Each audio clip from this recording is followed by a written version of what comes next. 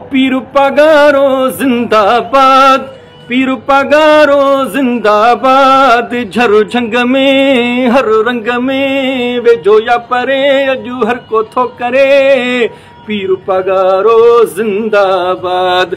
जंहिं बि वतो वा नालो उन जो, ख़त्म हर घोटालो उन जो।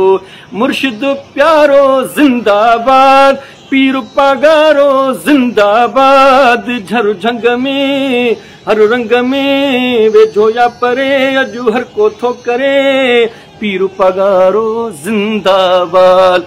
जिंदाबाद हुर तहरीक, जिंदाबाद मुजाहिदीन जेकी हिन वक़्तु हैदराबाद बाईपास ते धरणो लॻाए वेठा आहिनि इलेक्शन में धांधलियुनि जे ख़िलाफ़। आउं सम्झां थो त हिकिड़ो मैसेज आहे, आउं सम्झां थो त हिकिड़ो टेलर आहे वफ़ाक़ जे लाइ। वफ़ाक़ सोचे अखियूं पटे। हैदराबाद बाईपास ते जेको धरणो लॻियल आहे, पंजाब जा रस्ता बंदि आहिनि, अचु वञु बंदि आहे, मुल्की सॼो जेको मामिलो आहे उहो कट लॻो पियो आहे। असीं सिंधी आहियूं, इहे आहियूं जेकी हिन वक़्तु अवां ॾिसो पिया स्क्रीन ते। हीअ हुर तहरीक आहे जंहिंजी तव्हां तारीख़ पढ़ंदो त हर वक़्तु मिटीअ जे लाइ, धरतीअ जे लाइ, पंहिंजे वतन जे लाइ कफ़न ॿधी निकिता आहिनि। अॼु वरी सूर्य बादशाह जो नारो साॻियो लॻो आहे त वतन या कफ़न, आज़ादी या मौत।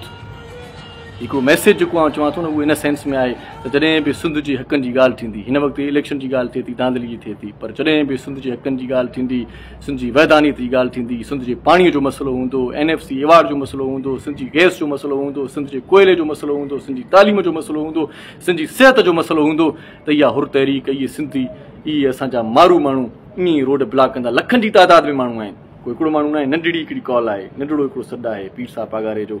ऐं उनखां पोइ मुजाहिदीन निकिरी चुका आहिनि, मुजाहिदीन पहुची चुका आहिनि ऐं मुजाहिदीन करे ॾेखारियो आहे त असीं जॾहिं सिंध जो मामिलो ईंदो तॾहिं बि असां ईअं हूंदासीं, सिंध जी ॻाल्हि थींदी तॾहिं बि असीं ईअं हूंदासीं। पीर साहब पगारे खे मुंहिंजे तरफ़ां सुर्ख़ सलाम पेश कजे थो।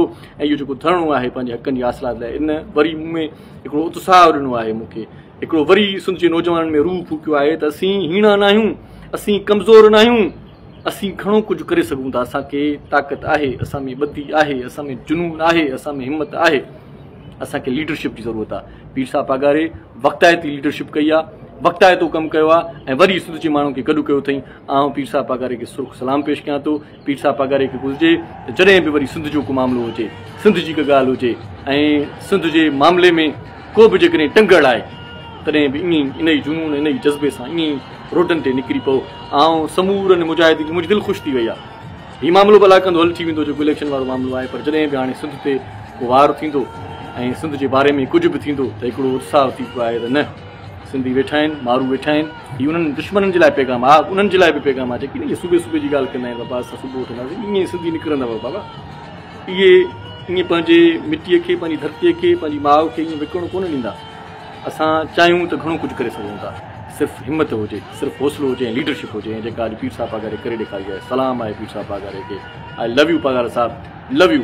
सोनीअ कलंगीअ वारा ओ मुंहिंजा मुर्शिद प्यारा, हर जाइ ते तुंहिंजा नारा पिया लॻनि। मौला तुंहिंजो शान वधायो, हिंदु सिंध में आ मान वधायो। मुर्शिद प्यारा पीर पगारा भे पगारा। अॼु त थी वई भले भले, अॼु त थी वई भले भले भे पगारा।